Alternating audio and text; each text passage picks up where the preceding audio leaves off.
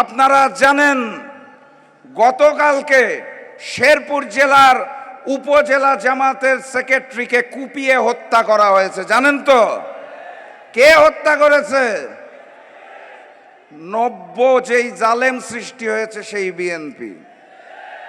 সেই বিএনপির নির্বাচনী পরিচালনা কমিটি কিছুক্ষণ আগে প্রেস কনফারেন্স করে বলেছে শেরপুরের ঘটনার সুষ্ঠু তদন্ত করতে হবে।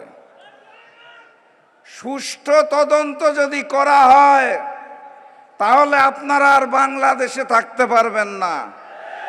তখন স্লোগান হবে সুষ্ঠু তদন্তের পর দিল্লি নয়, পিন্ডি নয়, সবার আগে লন্ডন।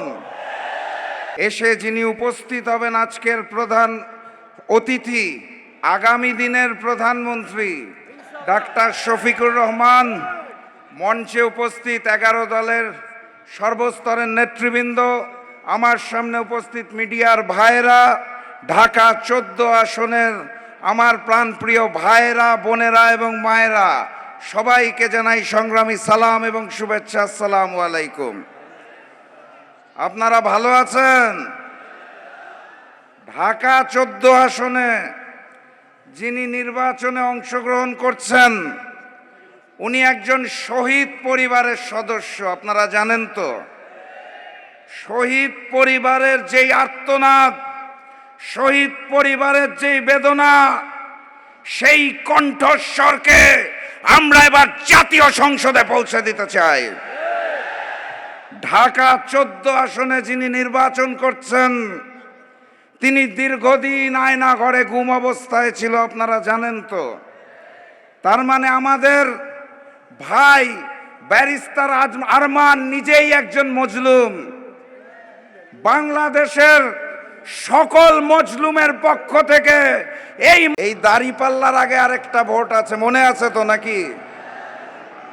গণভোটে হাকে জয়যুক্ত করতে হবে। সংগ্রামী সাথী এবং বন্ধুগণ, আপনারা জানেন গতকালকে শেরপুর জেলার উপজেলা জামাতের সেক্রেটারিকে কুপিয়ে হত্যা করা হয়েছে। জানেন তো কে হত্যা করেছে? যেই জালেম সৃষ্টি হয়েছে সেই বিএনপি। সেই বিএনপির নির্বাচনী পরিচালনা কমিটি কিছুক্ষণ আগে প্রেস কনফারেন্স করে বলেছে শেরপুরের ঘটনার সুষ্ঠু তদন্ত করতে হবে।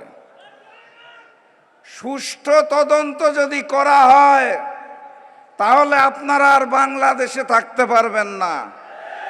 তখন স্লোগান হবে সুষ্ঠু তদন্তের পর দিল্লি নয়, পিন্ডি নয়, সবার আগে লন্ডন। সংগ্রামী সাথী এবং বন্ধুগণ, তারা বেঁচে রয়েছে মিথ্যাচারের উপরে। আজকের এই সমাবেশে প্রবেশের মুখে আপনারা রাজপথে হয়তো লক্ষ্য করেছেন যে সুন্দর করে সাজানো একটা বাস দাঁড়িপাল্লা আছে, আগামী দিনের প্রধানমন্ত্রী ডাক্তার শফিকুর রহমানের চেহারা আছে। দেখেছেন নাকি? তারা প্রচার করছে এই বাস নাকি ওই লন্ডন থেকে আগত মুফতি তারেক রহমানের দেখা দেখি জামাতে বানাতে হয়েছে। আমি স্পষ্ট ভাষায় জানিয়ে দিতে চাই, আমাদের নেতা, আমাদের রাহবার ডাক্তার শফিকুর রহমানের বুলেট প্রুফ গাড়ি লাগে না। উনি জনতার মানুষ, উনি জনগণের সাথে রাজপথে হাঁটেন, জনতার সাথে হাত মিলান, বুকে বুক মিলান। বুলেট প্রুফ গাড়ির ভিতর যাতে থাকতে হয় যারা ভারতীয় আধিপত্যবাদের সামনে মাথা নত করে মুচলেখা দিয়ে নতুন বাংলাদেশে নতুন জালিম হতে চায়, সেই স্বৈরাচারকে 12 তারিখ লাল কার্ড দেখিয়ে দেবেন। বক্তব্য দীর্ঘায়িত করার সুযোগ নাই। 12 তারিখ গণভোটে হাকে জয়যুক্ত করতে হবে। 14 আসনে আমাদের ভাই ব্যারিস্টার আরমানকে দাঁড়িপাল্লায় বিজয়ী করে এই আসনটি আগামীর প্রধানমন্ত্রী ডাক্তার শফিকুর রহমানকে উপহার দিতে হবে। প্রস্তুত আছেন? তাহলে জালেমদের বিরুদ্ধে স্লোগান ধরেন, নারায়ে তাকবীর, নারায়ে তাকবীর, নারায়ে তাকবীর। দেখা হবে বিজয়ে।